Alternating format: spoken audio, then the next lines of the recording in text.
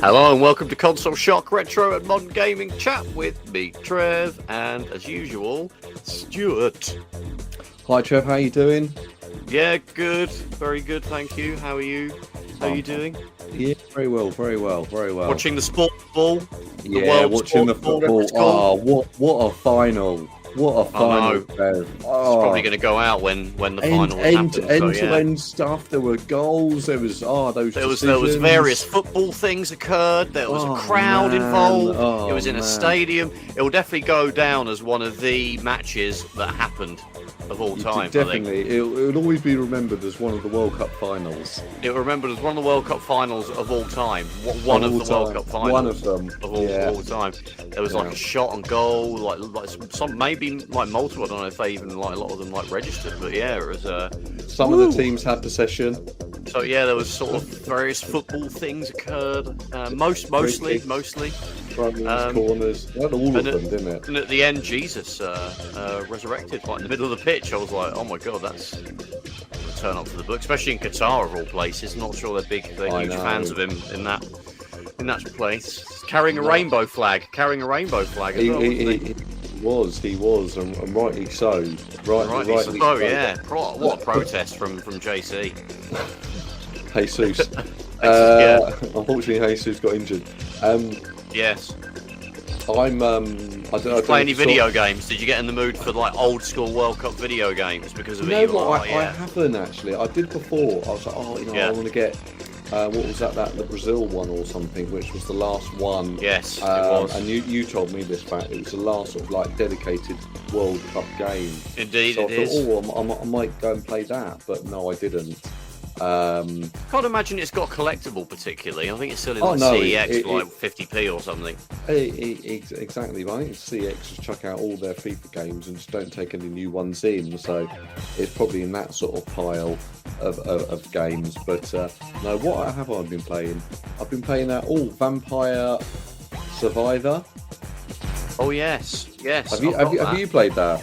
I have. I don't quite understand it, but it is really addictive. So you're just dumped in like we're playing on the Steam Deck. Everyone's like, oh, it's the perfect like Steam Deck. Yeah, actually that's true. It is. Yeah. It is actually. But yeah, you're just kind of you pick your little very Castlevania kind of inspired the whole look of the whole thing.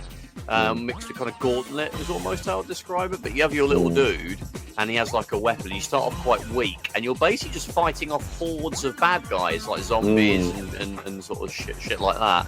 And every now and then you can upgrade your guy. Every sort of every time you get a certain amount of credits or something. I haven't played it for a couple of weeks. And I don't know if there's like, do you clear an area? Then you go on to like, I don't think I've even got as far as clearing an area. I've got to die after about 10 minutes or so.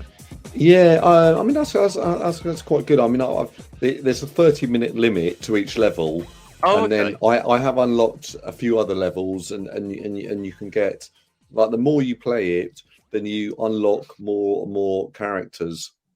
So you do skills and. Yeah, so you got to survive for 30 minutes essentially is the goal, and then you get zoomed to another arena and a new 30 minutes, or you've just done that, you've completed it effectively. That's the whole idea, is that when you get unlock, it is to unlock the 30 minutes, and then like death arrives and it just kills you straight away. But then once you play it, which I haven't done yet, I think you can then defeat that fella. But the whole idea is just getting. You can defeat that fella.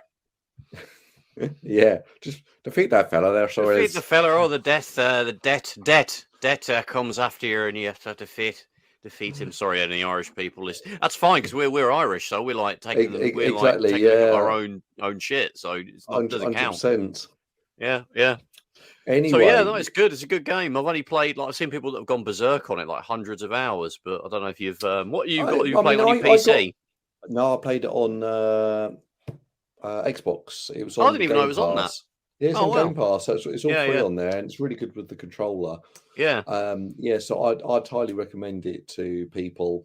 But I got that, and I'm playing Resident Evil 3 Nemesis, which was Cool. in the Which is sale.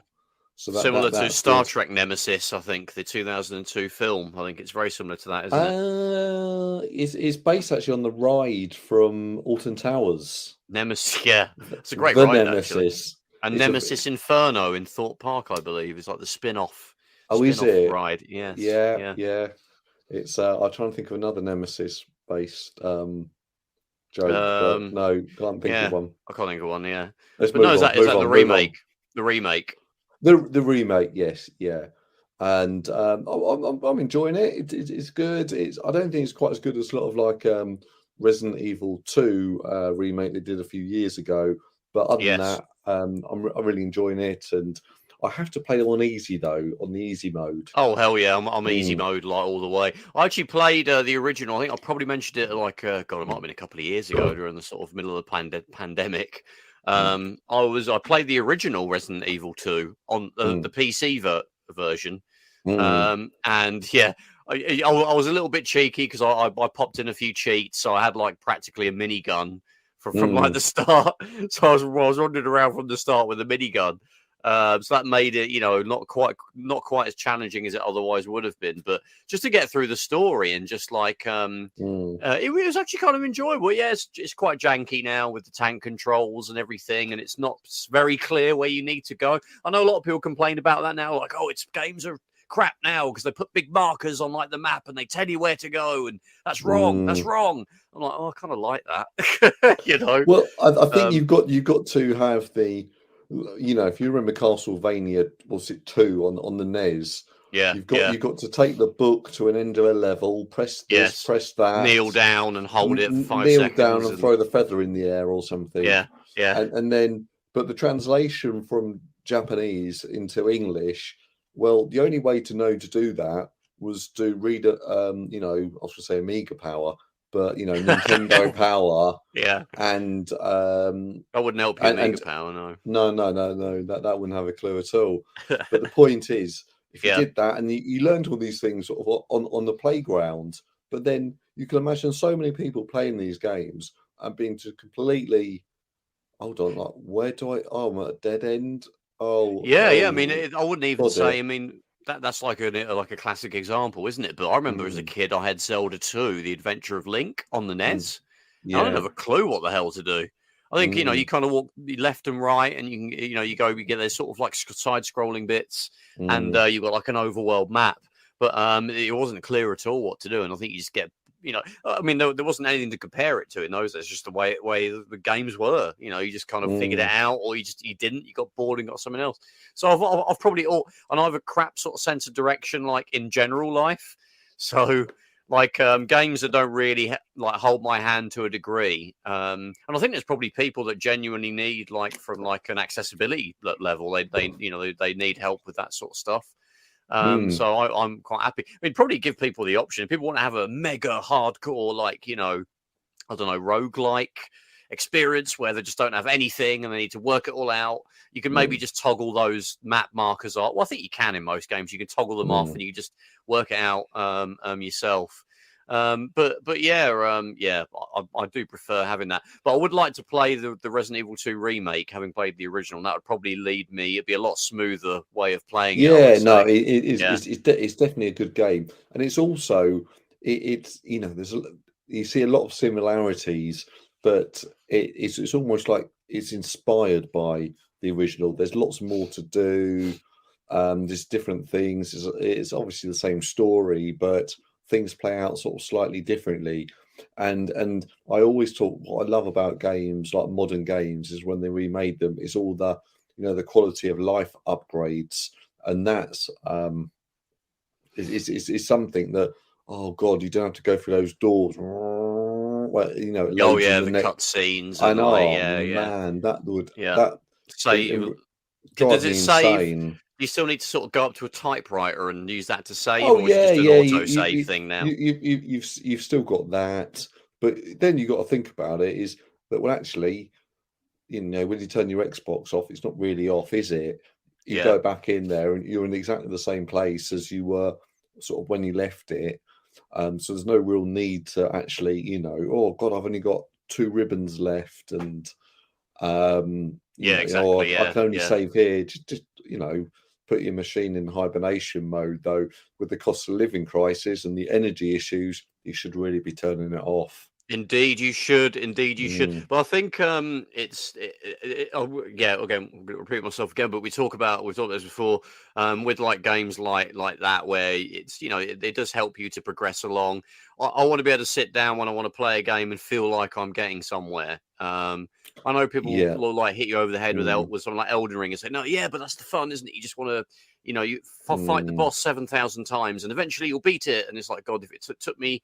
Like, if it took me several hours to defeat a boss because I had to sort of, slowly learn how it does its stuff and like work out patterns and build up yeah. my guy, I would think, God, that's an entire another game I could have finished in that time, So Exactly, yeah, like Elden Ring and all these Souls games that they're known as commonly.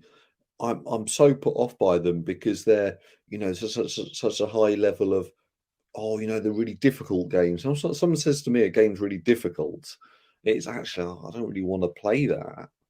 yeah, Just exactly, yeah, yeah, because I like the enjoyment of actually going through the story, but then yeah, on the other yeah. hand, I don't want to feel like, hold Get on, this is frustrated, just pissed off, oh, and no, yeah, actually, it's too easy. It will yeah, just yeah. got really well. I want a little challenge. It's got to be the right amount, and I don't mind dying in the game and having another go at it. But if I feel it's, oh God, this is really hard, and I'm a middle-aged man. That's making me feel quite old now. But Yeah, I'm not a 15-year-old sort of boy that's got loads of time yeah. to Could spend spend on 16 it, and hours in one day, and actually, trying to kill one boss. exactly. I don't have that time. So Fair enough. No, I'm with you on that one. And talking of like, an era where perhaps games are a little bit jankier and a bit harder, Resident Evil 2 especially, actually is mm, very pertinent. mm. We're going to talk about the old PlayStation numero uno, the PlayStation single, not the triple, the not the PS quad, the PS single. PS single, the original and best PlayStation. I think everybody agrees universally on Mm, that one. So we're going to talk about it, but we're going to talk about it not just a general. I think we've done like a general nostalgic memory trip down memory lane episode. I think mm, we've done that already, probably a little while ago. So there'll mm, be probably little elements of that. But if you actually want us to sort of talk about, what it was like when it come out and like, our personal experience of when it came out. I mean, obviously for us, it was 1995 in the UK. We did do an overview of the PS1, an episode focused on a nostalgia trip around it. And you can jump down into our previous videos on YouTube, and you can see that. What we're going to talk about now is more how what our actual experiences are of playing the PS1 in modern times.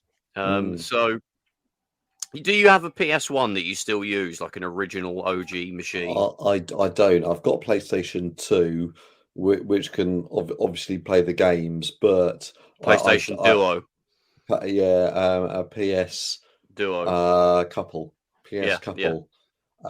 Yeah, I've got one of those which I use to play PS1 games, and I'm quite lucky. I've got quite a lot of the sort of PS1 games that I actually want to play, and so they're quite easy to sort of play on there. But you know, I yeah. would like to get a PS1, as in the PSONE, PS1, the smaller one, and have that, modded Yes, of the life course. out of it. Yes, yes. So what? Like, how do you just have it plugged into your like? You've got an old. I know you have CRTs, don't you? So I guess it's plugged I into that. do, yeah. So my PlayStation 2 is plugged into a CRT, and then that's the way I like to play it. And I just find on modern TVs you get huge problems with, well, for one, the TV I have in the living room is I don't want to have wires coming across the room, and it hasn't got a or it has. You have to buy an adapter to give you the AV sockets to plug in. Right. So I can't, even if I wanted to, I couldn't play it. Or potentially I could put my PS3 on that TV. But in reality, it will be very pixelated, and I really just don't like that look. I like it on the original CRT. And then secondly, there'll be huge sort of lag. Oh yes, there could be. Yes. Potentially will make the games even harder, but it's more sort of the look and all the the words at the top of the screen have like sort of funny borders around, because that's what it's not designed to go onto these modern TVs. So I would always aim to sort of play on a CRT screen. Yeah, that makes perfect sense. I mean, for there's different setups you can obviously have with a PS1, in current day. Probably the most obvious one is you could just use a PS triple. That's backwards. You love that, don't you? Every time you get a little cheeky laugh there when we do that. I know, PS triple. Yeah, it's great though, isn't it? You could say to the girlfriend, "Oh yeah, I'm just going to go and play the triple," and it's just like nothing needs to be said after that. Yeah, she wouldn't have a clue what I was talking about. That is your challenge to say that now for next week. But yes, so that's an obvious thing that you can do that is pretty convenient. You've obviously touched upon the lag that you get with a SCART into a modern flat panel TV. If you can get a TV that has the SCART socket in the back, they've kind of stopped providing them in 4K TVs. I'm not sure if there even was one 4K TV with a SCART socket. That's another point. Is I'll only have the composite AV into a TV, and it's just not designed for that. So the last thing on, in fact, it's a Sony TV, but the last thing on Sony's mind was, we got to make sure that feature works well. No. They do. They're not going to win any prizes. It will just be a feature that will not be used, and it's a waste of time. And for 99.9% of people, it's 100% waste of time. But Trevor, have you seen? I forget the name of it now, but there's a guy who made the Checkmate Amiga 1500 case. I don't know if you remember that. Yes, well, he's now come out. Yeah. Do you know him? I know who he is. So he's now come out with another Kickstarter, and actually I want to see a few videos about this. I'm not quite sure I understand the concept yet, but it's either a case to put a screen in, and the case comes with a board, or it's a screen and it has on the back all of the old vintage connectors sort of built in. So the whole idea is you buy this screen off him, and then it has all of the original connectors. So if you want to put an Amiga 500 into it, or you want to put maybe something like a Sega Genesis, Famicom, any sort of Philips, CDI, anything into the back of it, you can. And it's got all the sockets for sort of older computers as well, and it's actually designed for playing. Even though it's a flat screen, it's designed for playing these things. So that's something that I want to know more about, because that will almost be that could be sort of like a really good screen to have. And I don't feel like I'm a little bit underprepared with not quite knowing more about it. But is it a 4x3? I believe it is a 4x3. Yes. Well, that would be pretty good then, won't it, for anything pre-widescreen era? So, that would be a kind of an interesting thing to use with sort of a setup like with the PS1. I mean, the PS1's got really good RGB SCART, so if you can get it into a like your setup with the CRT TV, it looks great. I mean, I have mine, and we'll talk about sort of the one that I sort of use as my sort of daily driver, PS1. And that's I actually have it plugged into a HD TV.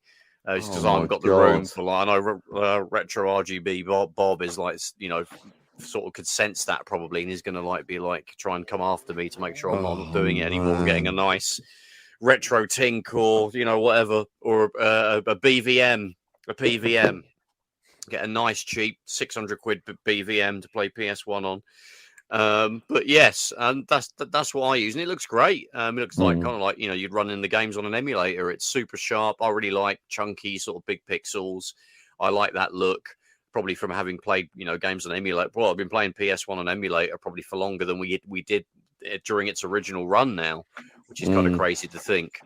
So we've kind of gotten used to that slightly very sharp, pin sharp look that we got on those emulators. So yeah, it looks very much like that. But we were talking about how the PS3 you can play PS1 games on. I mean, for the time, 2007, it was a great option, probably the best option at the time. Yeah.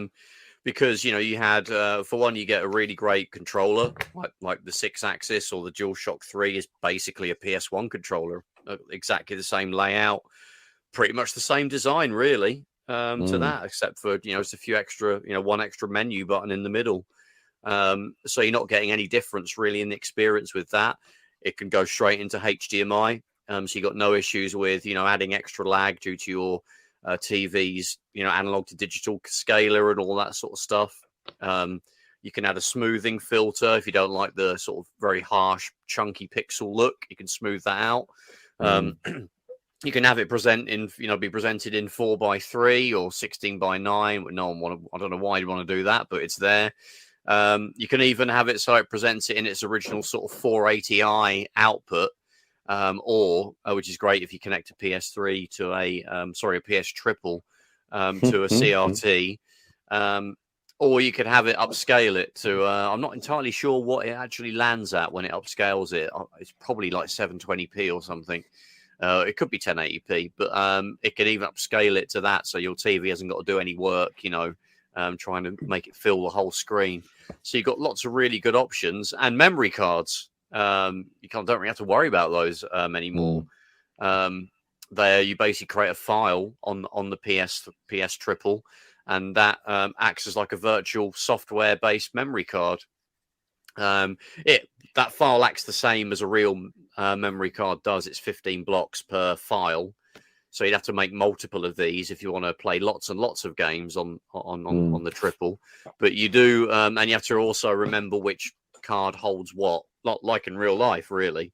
You could I think you can rename them to maybe make it a bit easier for you to judge what you've got on, but that might get a bit tricky if you play, dozens upon dozens of PS1 games. You probably would need a lot of memory card, virtual memory cards for that. So it would get a little bit difficult managing it. But, I guess the convenience, if you don't really need to buy a memory card, is there. You can actually get a PS1 and 2 memory card adapter for the Triple. I remember that. Yeah. Yes. Yeah. I think they sold it for about sort of 2 months, and they never made any again. So it's quite hard to find now. But I don't know if it's expensive or not. But it was very early in the PS Triple's life. So they're kind of difficult to get now, and they could be quite expensive. I think they go for sort of £100 on eBay, which is insane. Really? Yeah, but it's literally just a little dongle that plugs into the USB ports on your PS3, and then you can use your old, your PS1 and PS2 memory cards, which is great. You've got loads of old games saved, and you want to carry on playing them. I think you can copy the files off from the actual memory card and create a virtual memory card with them, so you can, you won't need to use that card anymore. Or if you just would rather use the real memory cards for whatever reason, maybe you've got nice labels that tell you what's on each one. So that was something you could do with those old memory cards. Well, I think that's it. If you put 70, 80 hours into Final Fantasy and you didn't want to play that all again, I think there'd be lots of reasons like that would be sort of quite useful. But I think the PlayStation 3, is a good way to sort of go back and. Have you played a lot of PS1 on it? I did. You said when I have it sort of set up, and it was convenient, and I did think it looked good because it's coming through sort of an all digital source. So, I think what's his name? Modern Vintage Gamer, MVG. He takes something. I love him. He takes everything so seriously. Yeah. It's brilliant. I just like his ending line is so harsh. Bye for now. And it's like Yeah, I always like the dramatic music at the yeah, at I think the it's like beginning, and yeah, I think it's like probably from the YouTube sound library. I've heard a few others use that, but it's very sort of sci-fi sounding yeah, stuff, and isn't it? the He's great best though. thing, Yeah, I love his videos. he's brilliant. Well, the best thing about him is when he says hexadecimal, You and love that. I'm like, what does that mean? I've heard him say a million times. He goes, hexadecimal this, hexadecimal that. Yeah, yeah, And yeah. I'm like, all right, yeah, good. And I Nice, want to nice hexadecimals there, bro. yeah, I want to try Yeah, and bring it into a sentence. yeah. Just random. Oh yes, that's some hexadecimals there, isn't it? And but hopefully someone that know what hexadecimal is and know that I'm talking rubbish. Anyway, he was talking about the PlayStation. I think maybe the PlayStation 1 Mini that came out. I think Oh, the classic, yeah. Yeah, the Mini Classic. And what he said on there was actually the PlayStation 3 had better emulation than the PlayStation Mini Classic, and then they've also, I think, some other games have come out. I don't know. Am I saying the PS4? Yeah, there has been some PS1 games that have come out for the PS4. Yeah, yeah, and Yeah. PS5. They obviously work on that as well. Yeah, Yeah, exactly. And they were saying that, oh god, they're using the PAL versions, which of course, in these day and ages, they're going to feel too slow, and they haven't got sort of good filters. There's just like problem after problem with it, and maybe your average gamer wouldn't notice it, but modern vintage gamer, he looks at the hexadecimals and he's just like, oh, this is all wrong. yeah, he ain't taking no crap from Sony. I mean, you're right. It's No. probably not the best way. I think is what you're suggesting to play PS1 games. These very recent methods. I mean, the PlayStation Classic, the little mini device. It's a shame because it looks beautiful. I mean, it's a tiny little replica of the PS1. You get a real PS1 controller. Well, it's also a USB version, but that's good because you can plug it into a PC if you wanted to. And yeah, unfortunately, the emulation was very poor on it, and probably because it has not a hugely high-powered setup inside the box there. But I think you can hack them, and I think people have loaded better emulators or better optimized the ROMs on there, so it might not be too bad. I know it reached an absolute rock bottom price at one stage. I think that's when I bought it, but I'm actually going to disagree with you there, Trev. And there were lots of people that were saying, well, actually, you can improve it by putting on the NTSC versions of games, and they perform better. That's some of the issues done. But they sort of analyze the chip and go, well, actually, the chip has got more than enough, power to, I don't know, run 3 of these machines. But it's just, a lot of these things come out as a, oh, this be a good, gift for my boyfriend, or for my son, to sort of show him what I played on when I was younger. It's sort of like an impulse buy type affair, rather than, well, actually, we're going to make a pixel perfect recreation of what it is with all the correct filters, so it'll be 100% accurate. I don't think that's what they're.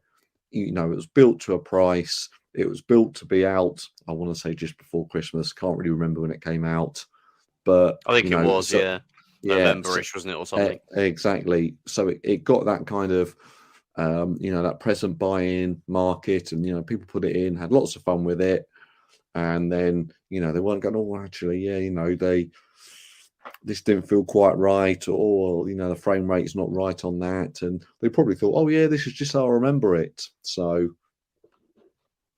yeah, it was a disappointing device. I mean, it's interesting because it's the only sort of attempt at making a 5th gen mini. Everyone's been crying out for an N64. Some people wanted a Saturn one, but Sony's the only one that's really attempted it. Everything before and since has been sort of 16-bit, 8-bit. Stuff, really, no one's trying to do it. Obviously, the challenges are there for the quality of emulation. The PS1 was probably the one that had the best emulation. It still is, really, out of those consoles. But you can get great emulation of the Saturn and the N64, but you need decent hardware to get it really good.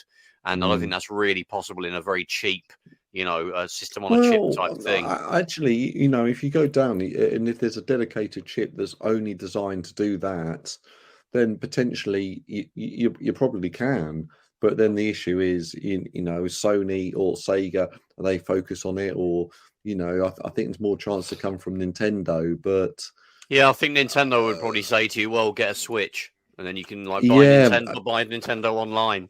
exactly. They're sort of pushing you down that route. But I've always said the best way to play all of the old games is actually on the original hardware. Yeah, and there's loads of sort of different ways of doing it, and I think I've talked about this before. I think maybe not on the podcast, but I've always wanted to, you see these sort of, I always want to get a proper pimped out PlayStation 1. So I like it to have sort of a HDMI port on there, so I get the best output. Or even, actually, I'm not too fussed about that, but something like an ODE on there, and you can probably sort of remind me of which are the best ones, and then something like a 32 gigabyte card, which will probably I don't know, that can hold sort of 200-300 games, all the ones that I sort of want to play anyway. And so the whole idea is you turn it on, hit the button, and away you go. I mean, is that something that's possible? Well, yeah. We'll sort of deep dive a bit more into that. We're getting there, but I think what we were also kind of saying, I think without really saying it, is probably the best option as a sort of nowadays plug in and play way of playing PS1 games. The classic is an option, but the sort of stock console is a bit janky. You've got to do a bit of homework to potentially load up a better emulator and better versions of the games, and so you might not be wanting to do that. The best option is probably a PS triple at this point in time, because you can obviously plug it into HDMI. It's still perfectly compatible with modern televisions. It probably will be for the foreseeable future. There's some reliability issues, but the slim and the super slim PS3 still play PS1 games. So you don't need to get the original fat model. You're only missing out on PS2 emulation. But the great thing is you grab yourself original, slim, super slim. You can pop a PS1 disc in there and it will play it. There are some games that don't work that I found. Not many, but there are a few. You'll probably be okay for 99% of the library, though, so I wouldn't worry too much about that. But yeah, I would say these days you're looking at a PS3 really as like a nice plug-in-and-play solution. That's probably the best option. You could obviously go down the route of a Mister and like a setting up a retro gaming PC, but there's a lot of homework and expense needed for that. But we're going to look as well now, as Stu, you obviously already touched upon it, using the original hardware. Yeah, God, for the most part, I agree with you. I think using the original hardware gives you the best experience. There is sort of, I'm talking about the fact that you want to minimize the homework you have to do. There is still a bit of homework to do potentially, depending on what TV you've got and modern TV versus old TVs. But it's still just great to be able to pick up that controller and see that unit sitting there and you're actually playing it on there. So my setup is probably something you've been looking for, Stu. Yeah. In terms of the actual unit itself. So my PS1, it's not one that I personally modded or I got all the gear and then modded one of the spare ones that I have. I just bought one off eBay. Someone already modded it, but it has inside the XStation, which is an optical disc emulator. You already touched upon it. XStation does sound like a porno channel on Sky Digital in like 2003, but it's not. It's an actual ODE, so an optical disc drive emulator. So that basically means that the guts of the CD drive, well, it's actually a single like part that you basically take out of the PS1, and you plug in a board that has an SD card slot that goes in that same. Whoa, Trev, you're ruining a perfectly good console. Oh do yeah, this gladly. What you mean? The ultra rare PS1. Oh yeah, you say that now. You say that like sarcastically. But in a million years, yeah, in 10 years' time, there'll be none of them. None of them.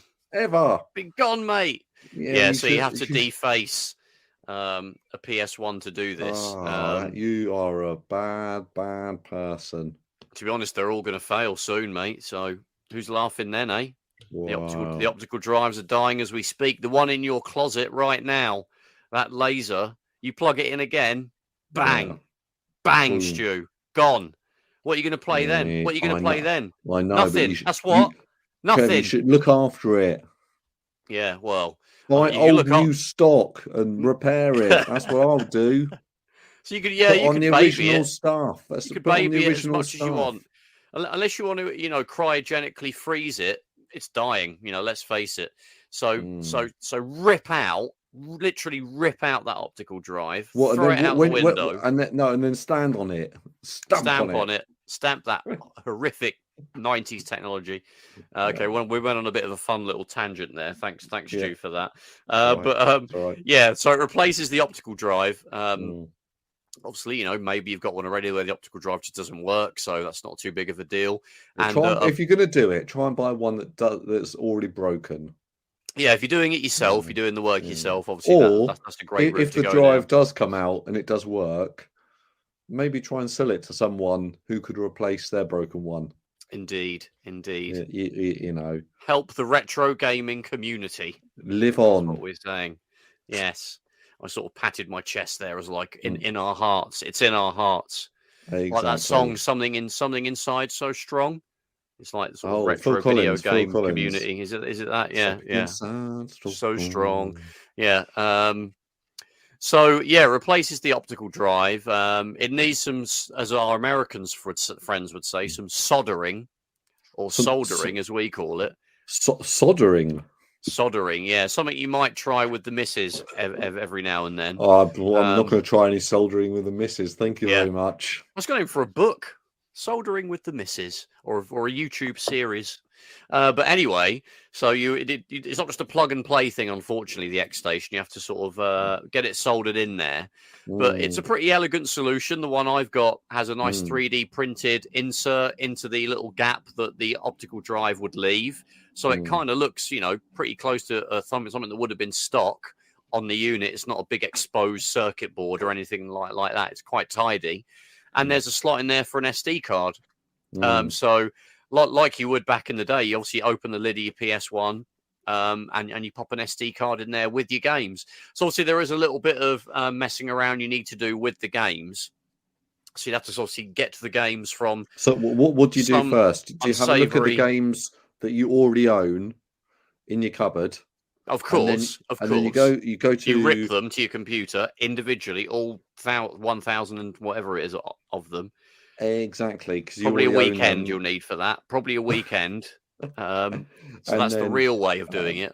Am I right, guys? You can download them from Pirate Bay. Yeah, download them illegally. Download do them, that, but really. only if you already own them. Nah, forget that. In fact, purposely download the ones that you don't have. No, and the ones you do have, download them again. No. Right, listeners. Okay, that's piracy. Bringing down the industry. Piracy is bringing down the video game industry. If you don't want a video game industry in 5 years' time, do not do this. Yeah, so you're sitting there with your fun.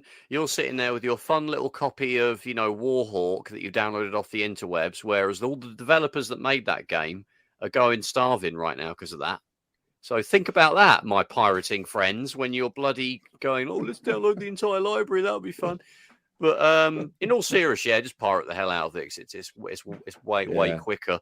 But then you have to there is some housekeeping. I mean, you have to make sure the XStation can read any kind of, pretty much all, I think, the PlayStation disc formats that are knocking around the internet. ISOs, all the various sort of formats.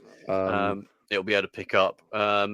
And PDFs. Word. We're struggling here, mate. People are going to be switching off. All this the banter's gone off the chain. Sorry, audience. Keep on the line. Sorry, keep on the line. Come on, let's keep it going. Let's keep it going. So, all the different file formats that disk images for PS1 games, albeit it can read all of them. You just need to make sure they're in folders with the name of the game as the folder name. Some of them would come in like just a bin and a queue file. Some would be an ISO file, like you just said, Stu. Some might be like a bin and a queue and loads of other sort of bin files. But they all work as long as they're in each game is separated out into individual folders. You'll be all good. And stick them on your SD card. I mean, I've got an SD card. I've got a 512 gig in my PS1 that I use for the PS1. I think I've fit about 600 games on it with still loads of space. I think I took the US sort of library and kind of went through it and looked at what I actually would be interested in playing. I'm probably never going to play 600 games, but just to, I've got the space there. I could just put them all on. So I'll put them all on and you stick them in there. And the XStation has some firmware that you need as well that needs to be on the SD card. You just add that in. I think there's actually a Wi-Fi module in the XStation that they haven't actually enabled yet in the software that it comes with, but they will eventually. And then you'll be able to basically, log into a web interface and you can like update the firmware and do all kinds of stuff over the air, which is really great. Perhaps you can even, browse the files and send files over to the SD card, which would be amazing. I mean, it's been out for a few years now. Yeah. Is it going to happen, or? I mean, obviously, you I can't imagine you would know, but I think the other firmware has been updated a couple of times since I've owned mine, which is about a year now. So they're not, they didn't just release it and it was sort of one and done sort of thing. So they're doing it. I think they're hopefully that Wi-Fi. It might already have been, and I just haven't updated my firmware. But I mean that's the thing as well. That there are firmware updates. I think there's a very small handful of games that have trouble with the ODE. Nothing, all the big hitters work perfectly well. Everything I've thrown it has worked well. Worked perfectly like I'm running the actual discs. If you think about it, it thinks it's running a disc. Basically, yeah. Yeah, so it's just pop this in, and obviously you've got to get the file formats right, but that's it. It thinks it's playing a disc. But do you get issues? I believe there are issues. Well, maybe it'll play something too fast, like the video playback, or. Yeah, I haven't heard. I haven't had any issues personally. All like cutscenes and FMV and all the games that I've played, which is probably a few dozen at this point. The regular ones that I kind of dive back into have all been fine. I think the games do load a shade quicker than they would from the disc. I mean, you're limited by the bus capacity of the CD interface in the PS1, so you can't have it. No game will ever load instantly. You're limited by the RAM and like the CD bus that you're still going through with these ISO files. But I think now instead you'll be hitting the absolute theoretical limit of that bus speed instead of like a CD drive, which probably only did a fraction of that. But we're talking very old technology here and older, capacities. So obviously you're not going to get an instant thing. Not like an emulator on a PC where you can actually, brute force the loading speeds and things like that, because it's just a bit of software that's pretending to be a PlayStation. You're still dealing with the real hardware and the real limitations. But you do get a bit of a boost in loading times. It doesn't obviously go away, like I said, but you get the boost, which is great. You'll still you obviously still have loading time, so you're still limited to that. And multiple disc games as well. That's what I was going to ask. How do they how do they sort of play out? Well, basically, you can set up playlists in the menu. So when you boot your PlayStation with the XStation, you do land in a menu where you pick the game you want to play. As long as you've organized everything on your SD card into those folders that I mentioned, they'll just come up as a big list. I had to do a fair bit of housekeeping, like put them into subfolders of like, all games that are A to C and D to E and all that stuff, just to make it a bit easier to drill down to this particular game that I'm after. But you can create playlists of discs. So basically, you can create a playlist before you start the first disc. You can put all 4 discs of Final Fantasy, and basically, when you want to swap to the next disc, you just open the drive cover and close it, and then the XStation will register that you're going to the next disc. And then you can, I think in those sort of multiple disc games, you have to restart your PS1, and then it will jump and it will be loading that second disc at that point. In reality, there's not many games that you I mean, how many were there? Really? I mean, well, I was going to say Gran Turismo 2, but that's not really too separate a story. That's No, got two halves, you're is not it? going back and forward, are you? No, I mean, no. the ones that come to mind are obviously the Final Fantasy, sort of the Wing Commander games. Metal Gear Solid. Metal Gear Solid, yeah, that's a good one. Yeah, older sort of. So actually, weirdly, a lot of sort of 94, 95, 96 games like Star Wars Rebel Assault and like you say, Wing Commander, FMV games like Psychic Detective. I think was probably on a couple of discs. So yeah, there are multiple disc games, but there is a mechanism for allowing you to use them with a very, really easy, straightforward thing of simply making a playlist in the menu when you're in it, and just hitting the open button and closing it, and then that'll register that you've swapped a disc to the next one in the playlist. And that means you can also use like Game Sharks. Oh, really? Okay. So, or Action Replay, as we called it. So you can inject cheats into your games like you used to be able to do with the Action Replay discs. You basically start with an Action Replay disc as the game you're playing, and it will go into the Action Replay. You pick the cheat you want. You have to make a playlist beforehand of the Action Replay and the game you want to do the cheat with. So you've got those two discs in the playlist. Start with the Action Replay, get the cheat going in the Action Replay software. And then once you've done that, the Action Replay software tells you, in the olden days, you would put the disc of the game in that you want to play. In this case, you would just open the lid, close it, and then it will jump to the next disc in the playlist.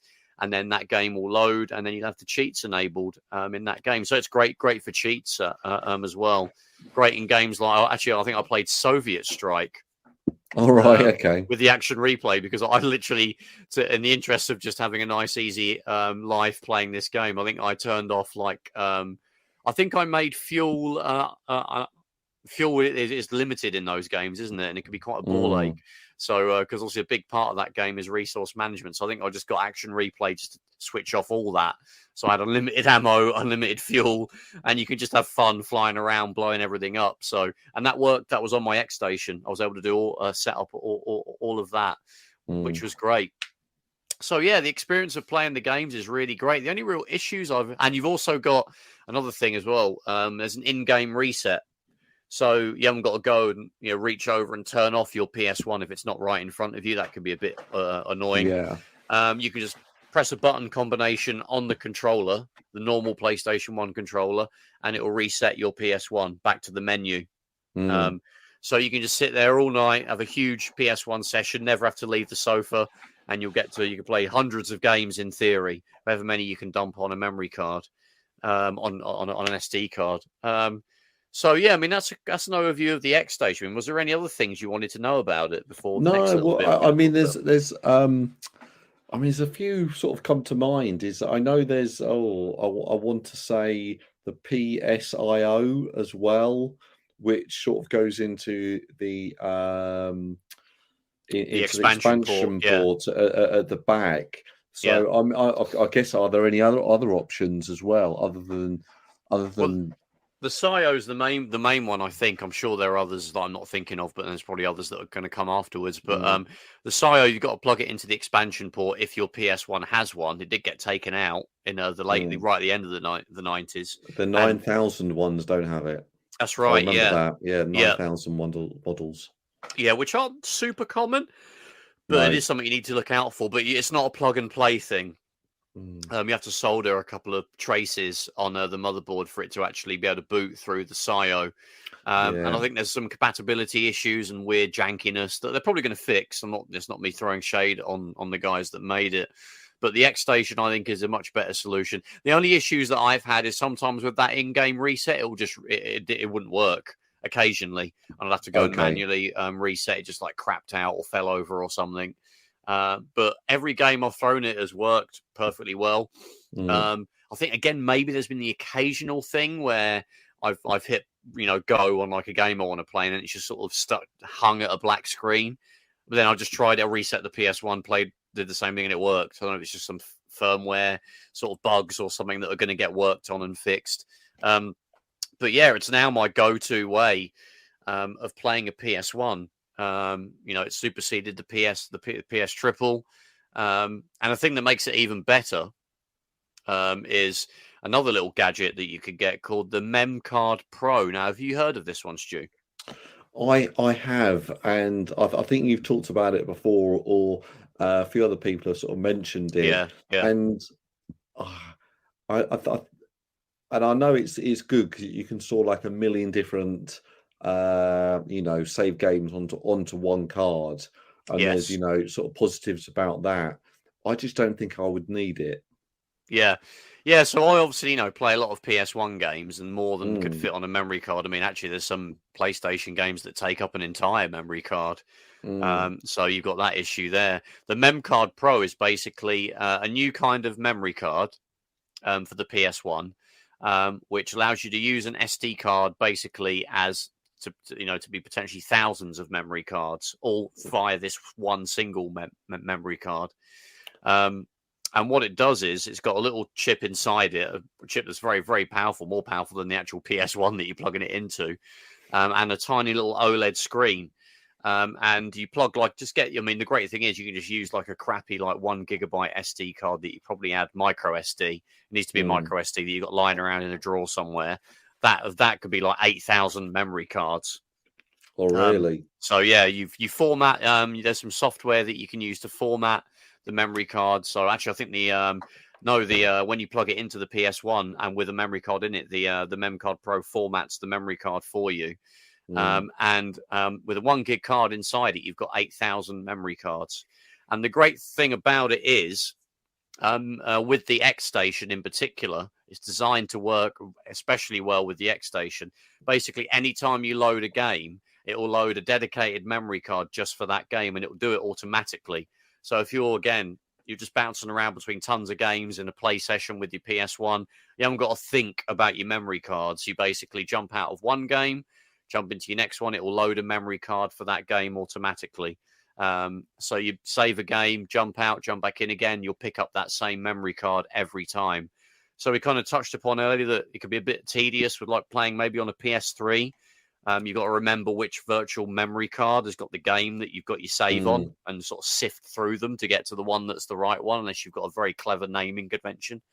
And perhaps you can just make individual memory cards on the PS3 for each game, but then, that's potentially going to be a lot of memory cards. But yeah, with the MemCard Pro, it's just literally like fire and forget. And the OLED screen will display the name of the game that you're Oh, playing. really? Yeah, Oh, yeah. So that's good. it's great. If you don't have an XStation, it still works great. The only thing is there's a couple of buttons on the MemCard Pro, and you've got to navigate to the memory card that you need to use for the game that you're playing. It won't Mm. load it automatically. It can't detect that from the CD being played in an So you've original got and to think modified that a normal memory card, from my memory, only holds about 15 sort of game blocks. saves. Yeah, Yeah, yeah. blocks. 128K to be exact. Yeah. Oh, really? And Yep. then, because I know some games took, this one takes 3 blocks, that one takes, Yes, and I think yes. there were some games, let's say SimCity or something, that actually probably took all of the blocks Yeah, to I sort of remember save. Premier Manager 98 took the Mm, entire memory card. Yeah, really? yeah, yeah. Oh, man. So that Yeah, so, obviously those woes are now gone.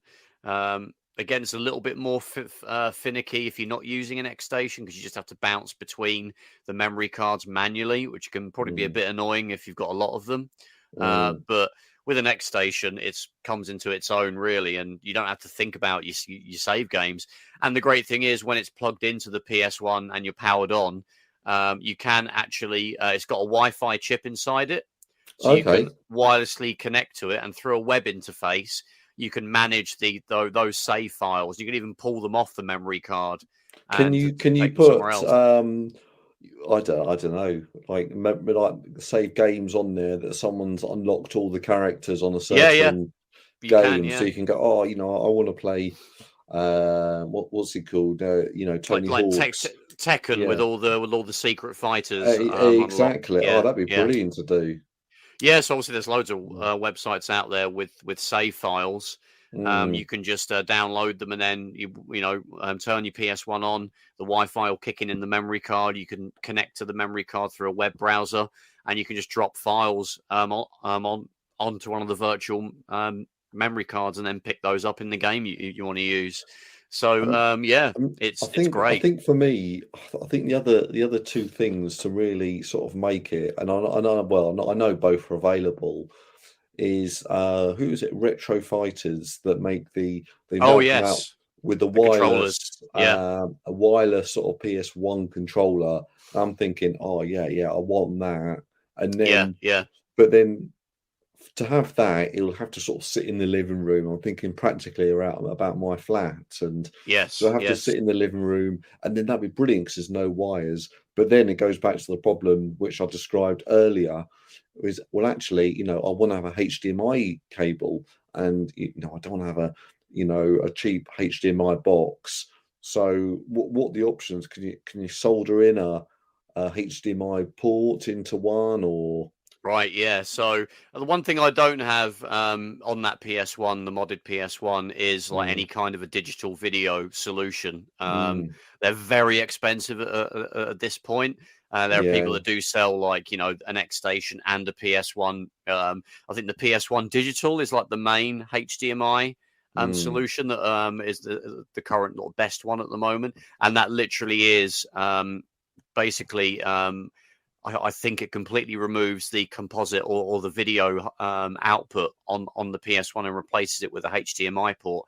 I think I mm. don't think you have to cut the case of the PS1. I think you can take out that little where the video port comes out of the PS1. I think that just leaves a gap, and then a HDMI socket fits perfectly in there. I think you might need a little 3D printed bracket for it to perfectly sit there, but it looks While pretty we're on, stock. I'm on eBay at the same time. I'm looking at this. I'm thinking, all right, I want to buy one. Yeah, yeah. Some fella is selling an old PlayStation One Ultimate Definitive Edition, and it's got a PS1 digital, so it's got the HDMI output. It's got an XStation in there, and I can see on the front it's got the memory card, and it comes with a bright luminous green clear see-through Holy crap. case, Yeah. and it is coming from Spain. But have a guess how much it is, Trev. Spain. Oh God. Yeah, 400 quid. 400 quid. I'll be honest, I'm not even going to give you a point. It's Oh my God. £1,678. So either this That's guy, insane. this has taken him a year to make, and he wants to get his money back, or Yeah, he's yeah. gone, He's pissed off. or he's gone away for Christmas, Yeah. and he doesn't know how to take down his listing, and he's put it up to £1,678. Yeah, that PS1 digital in particular is the real premium there. I mean, my PS1 with just the X Station, I think it was just a couple of £100. I mean, obviously not crazy cheap. I'm not saying it is, but it's reasonable. It's within the realms of what a games console should cost, really. And for what you get, like it kind of covers you for nearly everything, and obviously later you could buy a MemCard PRO, and they aren't cheap. They're about £60. I got mine in a Black Friday sale. So I got it for about 40, but it basically means you never have to buy a memory card again. So, how much is 8,000 memory cards, even though they're cheap, stock memory cards, they're not that cheap. So, yeah, you've got yourself the complete solution. It really depends on, like, I'm okay because I've got a decent, flat screen with a decent SCART connection built into it. So I just use my PS1 with the SCART connection. If you're really stuck and you have to use a HDMI, it's hard to justify that amount that cost really. I mean, yeah, I think this is. I mean, it's just the first one I found, and it looks like he's done an amazing job, and there's lots of great photos of it. But I'm thinking that's a little bit too pricey. It was just sort of quite funny to bring up, really. Yeah, I would probably suggest, as opposed to getting your PS1 modded, um, um, your PS1 getting modded with a HDMI socket, you're probably better served, and it's a way cheaper solution to get a Rad2X from Retro Gaming cables, and that's literally a straight out of the back of your PS1 to HDMI cable. Okay. You don't need any box in between. They're about 60 quid, so not super cheap, but God, No. compared to £1,000, that's an absolute bargain. So Rad2X, that is what I'd recommend. You get really. Go on, sorry, yeah. Yeah, I've got one sort of question. Obviously, the the XStation. Can you obviously it's a disc emulator, in essence, but then obviously if you put in a file for a Japanese game, do you have to have your machine modded separately to play that, or what's the deal there? Really good point. So obviously there's the whole thing with retro games about 50 hertz v 60 hertz. We've even talked about it today, haven't we? All PlayStations and ones in the UK, they don't need to be modded to play things in 60 hertz. They can do 50 and 60 hertz out of the box. Right. Okay. Basically, it just whatever the region of the game is, it will play it at that hertz. So if you're playing a PAL game, it will just play it at 50 hertz. You haven't got to do anything. If you're playing an American game or a Japanese one, it will play it at 60 hertz.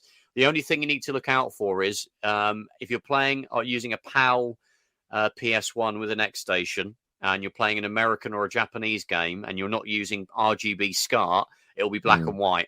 So if you're just using the composite connection or RF, you'll just get because it's being fed a 60 hertz NTSC video. So any sort of sort of not copy protection, but region lockout, region locking. Yeah, there won't be any of that. No, the XStation completely bypasses that. There's quite a few Japanese games I play on the PS1. I mean, all the games that I play are just American versions. There's a few PAL's football games are the only real PAL games that I play, because they didn't have most of the exclusives, not surprisingly, that we got were football games.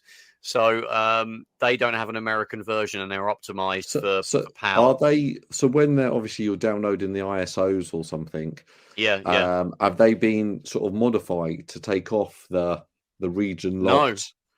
No. I mean, if we're going down, because we're not condoning piracy, of course, but a very specific ROM set or collection of PS1 dumps, as in not someone taking a dump. Yeah, not literally a dump, as in where someone's ripped the disc. There's a redump. If you look for PS1 redump, they are the best ISOs. They're perfect, like bit by bit exact replicas with no errors. So as long as you get those, the region issue isn't a factor because the XStation takes care of that.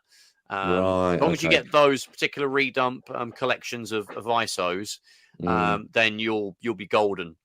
So make sure you get those and bung those on your memory card, your SD card, stick it in your XStation, and you'll be able to play anything. And I think the redump group or team, that's what they're called, is a team of people that ripped all of these games over many years. I think they've done the entire Japanese, American, and European library.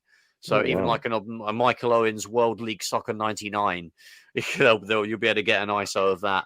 And also, there's no issues with games that have like Red Book audio.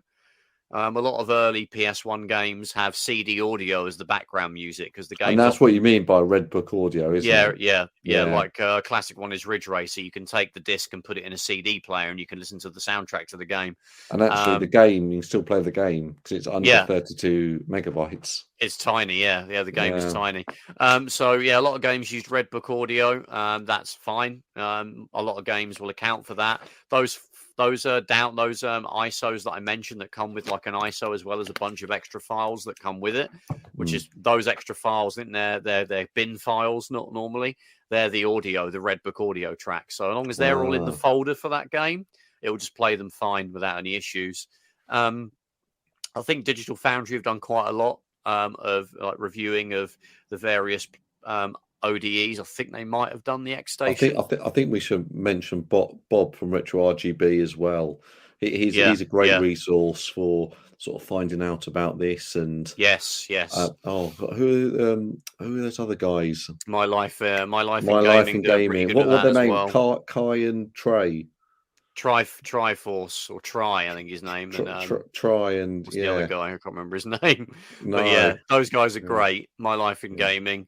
I mean, I guess the last thing, we kind of nearly went into it, but we kind of trailed off. I mean, you mentioned like Retro Fighters controller. I mean, I just use the well, again, it depends on what your setup is. If you're sort of all the way over from where your PS1 might be sat over in the TV unit, the other side of the room, these might be great. personally, I just use the standard PS1 controller. They don't really have any appeal for me. The Retro Fighters PS1, the PS1 controllers. I do like their N64 and their Dreamcast ones, but the PS1 had a pretty good controller. The D-pad isn't brilliant, but it's pretty good. It's really, I mean, to be honest, I would probably, if I needed a wireless solution, I would go for one of those adapters that let you use a PS3 controller. Oh, really? I think it's called like the Brook Wingman or something. It's a little dongle you can plug into the PS1, and it lets you sync a PS3 controller. So that's great, obviously, because you've got like a controller that's wireless that's literally like identical to a PS1 controller. So yeah, that's probably a good solution as well. The Retro Fighters controllers are good, but I just like that classic PS1 controller. But I'm kind of unique as my retro gaming setup is just a little unit that I can wheel. I kind of have it sat right in front of me pretty much. Probably not great for your eyes, but it means the controller length of cord isn't an issue. In fact, the PS1 came with like really long controller cords, actually.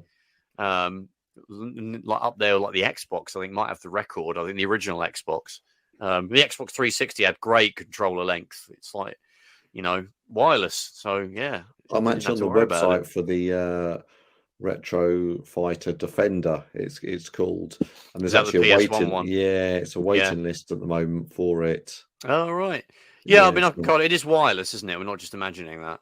Yeah, it is. It is wireless. Yeah, so it works on the PS1, PS2, PS3, PS Classic, Switch, and so it almost looks like a Switch controller, really, rather than a. So we've kind of landed on that sort of shape has become the default now. That kind of Xbox 360. That's kind of what's become the generic sort of shape for controllers now. Exactly. But yeah, I just use as a dual shock.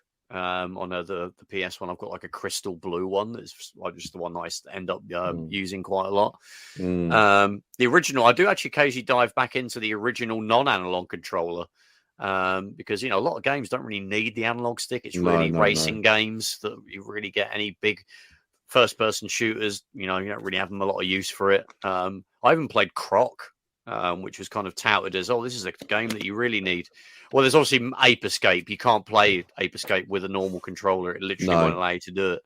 But yeah, 90% of the line, 99.9 probably, apart from Ape Escape, will let you use a regular controller, just your racing games where you get the most benefit, I think. But yeah, I'd probably recommend just the stock controller if you're able to deal with the cable length. If not, look into something that will let you jack in a PS3 wireless controller. There are solutions out there, and there's Retro Fighters. They do good controllers, but as you say, I've got the N64 one, and that's 10 out of 10. It's really good. How much are those PS1 ones that you're looking at now? They're not available for anyone to buy right now. They're not available. I think they're $44.99. Yeah, okay, that's not too bad in the grand scheme of controllers. I think that's what you'll pay for a.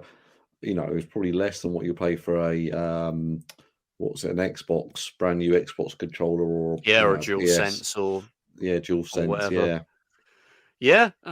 So that's basically it. I mean, any final thoughts, Stu, on using a PS1 in sort of 2022 or 2023 now? I guess I always get I want to get one. I want to sort one out, and I will do eventually. And is there a console that is the kind of the number one that you'd rather have modded and get all nicely set up above all others? I mean, I think it's really still the Saturn. Yeah. I think that, and you can go down. We could do the same episode all about the Saturn. Really. Oh yeah. About all the mods you can do. I think there's so many sort of interesting games that you can go and investigate. And I think I like the idea of. I think it just makes more sense to get the PlayStation one first, because there's so many more games for it and such a wider array of games that I think that'd be sort of probably the best route to go down to get sort of updated, and maybe I think they do sort of similar things for anyway. I was going to say the PS2, but that's maybe for another episode. All the mods you can do for a PlayStation 2. Yeah, I think when I talk about mine, it's the last thing before we wrap up, as we've gone a bit over. But out of my little retro that I've kind of you know, toned down now my retro sort of gaming setup that I use. Well, it's only really like one sort of section is now available to a single retro console, and I just literally unplug it and just interchange it when I get a craving for a particular system. The PS1 is probably the one that is in there the most, probably followed by the Saturn. It's that I kind of switch between those two, and probably the third would be Mega Drive. I would probably say Mega Drive with a Mega CD in there. So yeah, but the PS1 with the digital in there is great. The Saturn's probably got a better solution in terms of ease of getting into. But we'll cover that more in depth when we do that episode. But yeah, that's pretty much it for today. So Stu, where can you catch us on the interwebs? Well, you can find us on all of the sort of podcast clients. We're on all of them podcatchers. So iTunes, Stitcher, Spotify, Google Podcasts, anywhere where you get your podcasts, we're available.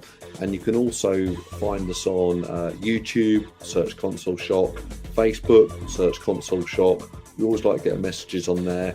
And then Twitter, search Console Shock. So you can usually sort of see me arguing with people or trying to make sort of funny comments about things. So it's worth checking us out on all of those different social networks. Yes, you can even start an argument with Stu if you feel like it, which is always a good laugh, isn't it? But you can have an argument with Trev if you do it on the YouTube. You can do it on the YouTubes. Yeah, so have an argument with Trev on there, or have an argument with me on the Twitter. There But I might agree with you. I'm like, oh, that's a good point, actually. Yeah. It's not guaranteed it'll win any argument, exactly. I don't always have a different maybe, opinion. But yeah. Cool. Okay. Well, thanks for listening, guys. Everybody, hope you have a good Christmas and a good New Year, and we will catch you in the next one. See you later. Take it easy. Bye-bye.